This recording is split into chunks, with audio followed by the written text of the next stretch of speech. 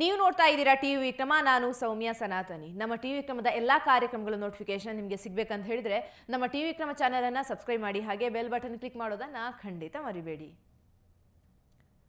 ಆಡಿಸಿದಾತ ಬೇಸರ ಮೂಡಿ ಆಟ ಮುಗಿಸಿದ, ಸೂತ್ರವ ಹರಿದ ಬೊಂಬೆಯ ಮುರಿದ ಮಣ್ಣಾಗಿಸಿದ. ಡಿಕೆ ಶಿವಕುಮಾರ್ ಕನಕಪುರದ ಬಂಡೆ, ಟ್ರಬಲ್ ಶೂಟರ್. ಡಿಕೆ ಅಖಾಡಕ್ಕೆ ಇಳಿದ್ರೆ ಎದುರಾಳಿಗಳಿಗೆ ಕೆಡ್ಡ ತೋಡೋದು ಗ್ಯಾರಂಟಿ ಅಂತಿದ್ರು. ಆದರೆ ಈಗ ಬಂಡೆಯನ್ನೇ ಉರುಳಿಸಿ ಕಂದಕಕ್ಕೆ ಹಾಕೋಕೆ ಹೊರಟಿದ್ದಾರೆ. ಹಗಲು ರಾತ್ರಿ ಸೋನಿಯಾ ಮಾತೆ, ಕಾಂಗ್ರೆಸ್ ಪಕ್ಷ, ಗಾಂಧಿ ಕುಟುಂಬ ಅಂತ ಪಕ್ಷಕ್ಕಾಗಿ ದುಡಿದ್ರು. ಕಾಂಗ್ರೆಸ್ ಪಕ್ಷವನ್ನ ಪಲ್ಲಕ್ಕಿ ಹೊತ್ತ ಹಾಗೆ ಹೊತ್ತರು. ಅದೇ ಪಾಪ ಕೊನೆಗೆ ಪಟ್ಟದಲ್ಲಿ ಸಿದ್ದರಾಮಯ್ಯನವರನ್ನ ಕೂರಿಸಿದ್ರು. ಆದರೂ ಮೆಚ್ಕೊಳ್ಳೇಬೇಕು ಡಿಕೆ ಸಾಹೇಬ್ರನ್ನ, ಅವರ ಪಕ್ಷ ನಿಷ್ಠೆಯನ್ನ. ಕಾಂಗ್ರೆಸ್ ರಾಜ್ಯಾಧ್ಯಕ್ಷ ಹಾಗೂ ಡಿಸಿಎಂ ಆಗಿಯೇ ಮತ್ತೆ ಪಕ್ಷವನ್ನ ಸಂಘಟಿಸಿದ್ರು. ಬೈ ಎಲೆಕ್ಷನ್ನಲ್ಲೂ ಗೆಲ್ಸಿದ್ರು. ಆದರೆ ಏನ್ ಬಂತು ಲಾಭ? ಇದ್ದ ಅಧ್ಯಕ್ಷ ಪಟ್ಟಕ್ಕೂ ಸಿದ್ದು ಗ್ಯಾಂಗ್ ಕಣ್ಣಿಟ್ಟಿದೆ. ಕಣ್ಣಿಡೋದೇನ್ ಬಂತು, ಅಲುಗಾಡಿಸೋಕೆ ಶುರು ಮಾಡ್ಕೊಂಡಿದ್ದಾರೆ. ಅವ್ರಿಗೆ ಕೇಳ್ಬೇಕು, ಏನ್ ಬೇಜಾರಾಗಕ್ಕೆ ಏನ್ ಅವ್ರ ಆಸ್ತಿಯನ್ನು ಬರ್ಸ್ಕೊಂಡವ್ರ ಯಾರನ? ಈಗ ಒಂದು SC STಗಳದ್ದು ಈಗ ಪ್ರೀ ಯೂನಿವರ್ಸಿಟಿ ಮಕ್ಕಳುಗಳಿಗೆ ಮತ್ತೆ ಯಾರು ಮ್ಯಾನೇಜ್ಮೆಂಟ್ ಕೋಟಾದಲ್ಲಿ ಅಡ್ಮಿಷನ್ ಮಾಡ್ಕೊಳ್ತಾರೆ SC ST ಹುಡುಗರುಗಳು, ಅವ್ರ ಸ್ಕಾಲರ್ಶಿಪ್ ಇಲ್ಲ, ಅವ್ರಿಗೆ ಅಷ್ಟಲ್ಲೂ ಕೊಡ್ತಾ ಇಲ್ಲ ಅವ್ರಿಗೆ.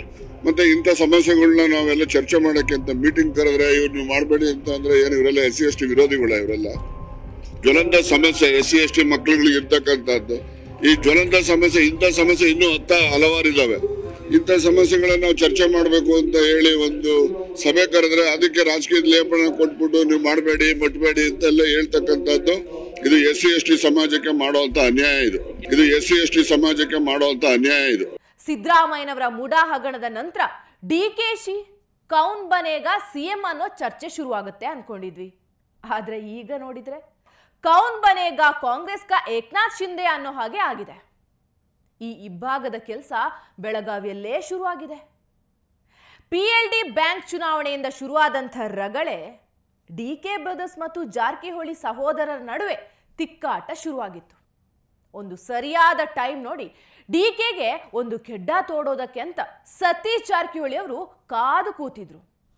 ಯಾವಾಗ ಡಿಕೆ CM ಕುರ್ಚಿ ಮೇಲೆ ಕಣ್ಣು ಹಾಕಿದ್ರು ಅತ್ಲಾಗೆ ಸಿದ್ದರಾಮಯ್ಯನವರು ನಿಧಾನಕ್ಕೆ ಸತೀಶ್ ಜಾರಕಿಹೊಳಿ ಅವರಿಗೆ ಕೀ ಕೊಡ್ತಾರೆ.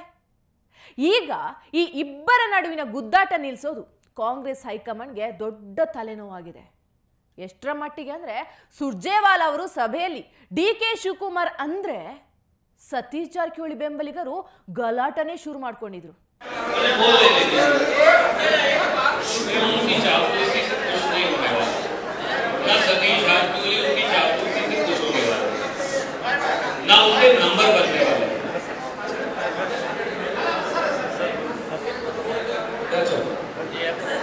कई बार ना हम मंत्री को खुश करने की कोशिश करते हैं, जैसे वो कर रहे हैं कि सतीश भाई बड़े खुश हो रहे हैं, तो ऐसे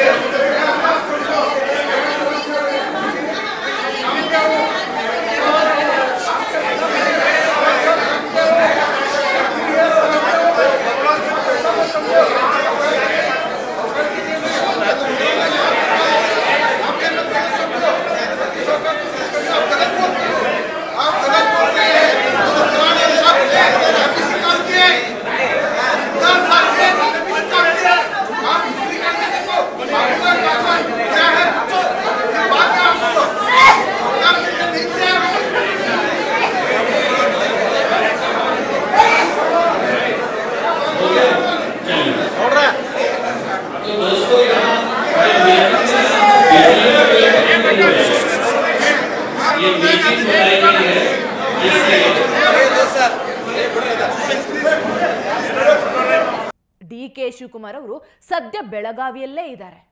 ಬೆಳಗಾವಿ ಕಪಿಲೇಶ್ವರ ದೇವಸ್ಥಾನದಲ್ಲಿ ವಿಶೇಷ ಪೂಜೆ ಕೂಡ ನೆರವೇರಿಸುತ್ತಿದ್ದಾರೆ.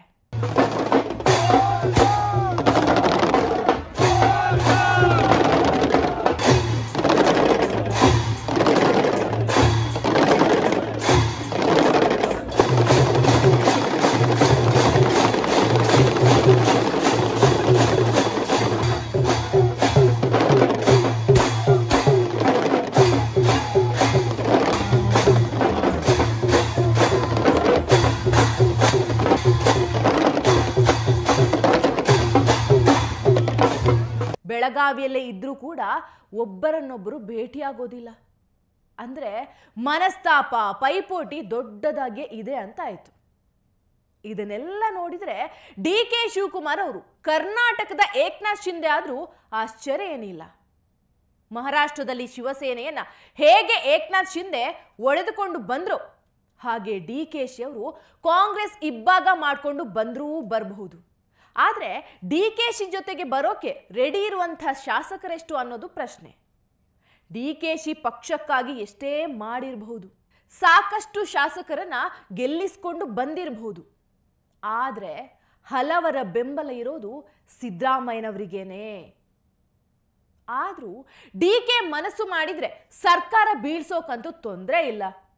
ಆ ತಾಕತ್ತು ಅವರಲ್ಲಿದೆ ಅಂತ ಅಂದ್ಕೊಳ್ತೀನಿ.